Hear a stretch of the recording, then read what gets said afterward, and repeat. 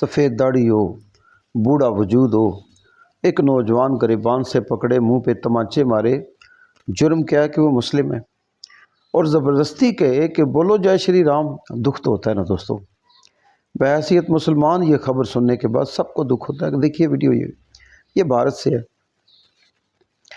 مگر بھارت کے اندر سے ایک آواز اٹھی ہے۔ ایک اینکر نے دوسرے اینکر کو کہا، ایک نیشنل ٹی وی پہ بیٹھ کر، میرا دل ٹھنڈا ہو گیا جی، مجھے مزہ آ گیا بات سن کر، دل سے نکلا اسلام زندہ باد۔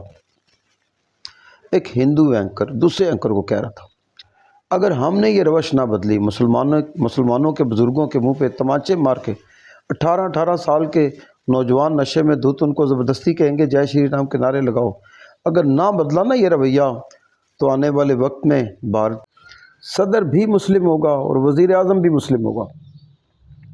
پھر اس اینکر نے سوال کیا، جو آپ سنیے، اسی پہ بات ختم ہے دوستو۔ اس نے کہا اگر ایسا ہو گیا تو پھر ہندوؤں کا کیا بنے گا؟ آج جو منہ پہ تمانچے مار رہے ہیں ان کا کیا ہوگا؟ اس نے کہا نہیں یار، میں نے مسلمانوں کی تاریخ پڑھی ہے، جب یہ فتح پاتے ہیں تو دشمنوں کے ساتھ ایسا نہیں کرتے، معاف کر دیتے ہیں۔ پھر میرے دل نے کہا نا جی، پھر اسلام زندہ باد۔